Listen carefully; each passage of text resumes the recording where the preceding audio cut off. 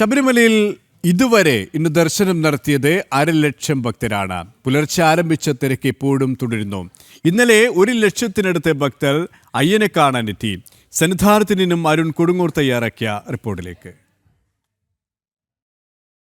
ശബരിമല സന്നിധാനത്ത് അങ്ങനെ ഭക്തജന തിരക്ക് തുടരുകയാണ്. എന്തായാലും വരും ദിവസങ്ങളിലും വരും മണിക്കൂറുകളിലുമൊക്കെ തന്നെ തിരക്ക് വർദ്ധിക്കാനുള്ള ഒരു സാഹചര്യമാണ് ഉള്ളത്. എന്തായാലും ഇന്നലെ ഭക്തിസാന്ദ്രമായ ഒരു അന്തരീക്ഷത്തിലായിരുന്നു ശബരിമല സന്നിധാനത്ത് ഈ 12 വിളക്ക് മഹോത്സവം നടന്നത്. അതിലേറ്റവും പ്രധാനപ്പെട്ടത് സന്നിധാനം ഒന്നാകെ ദീപം കൊണ്ട് അലങ്കരിച്ചുകൊണ്ടുള്ള ഒരു വലിയ ചടങ്ങ് തന്നെയായിരുന്നു നടന്നിരുന്നത്. എന്തായാലും ഇനി മലയാളികളായിട്ടുള്ള തീർത്ഥാടകരുടെ എണ്ണത്തിലും വർധനയുണ്ടാകും. എന്തായാലും കൃത്യമായി തന്നെ തുടക്കത്തിലുണ്ടാകും വീഴ്ച എന്നത് 18 പടി കയറിയെടുത്ത തീർത്ഥാടകരുടെ എണ്ണത്തിലൊരു കുറവ് ഉണ്ടായിരുന്നു. ഇപ്പോൾ പക്ഷേ ശരാശരി 70-ന് മുകളിലേക്ക് 80 വരെയുള്ള തീർത്ഥാടകർ ഒരു മിനിറ്റിൽ ശരാശരി പടി കയറി പോകുന്നു എന്നുള്ളതാണ് ഇപ്പോൾ പോലീസ് നൽകുന്ന കണക്ക്. എന്തായാലും അത്തരത്തിൽ തിരക്ക് ഉണ്ടെങ്കിൽ പോലും അത് നിയന്ത്രണ വിധേയമായി തന്നെ മുന്നോട്ട് പോകുന്നു. ഇന്നലെ 95,000-ഓളം ഭക്തരാണ് ശബരിമല ദർശനത്തിനായി എത്തിയത്. ഇന്നും സമാനമായ രീതിയിലുള്ള ഒരു തിരക്ക് ഉണ്ടാകും. ഇന്ന് ഇതുവരെ 40,000-ത്തിലധികം ഭക്തരാണ് ശബരിമല സന്നിധാനത്തേക്ക് എത്തിയതെന്നാണ്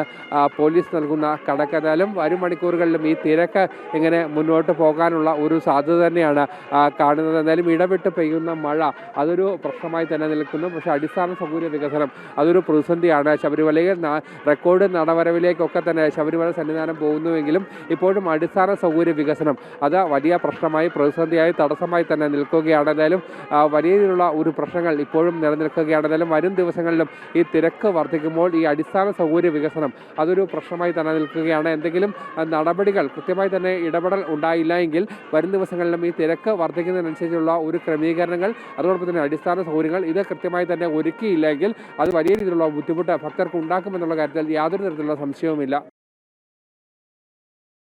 അരുൺ കൊടുങ്ങൂർ.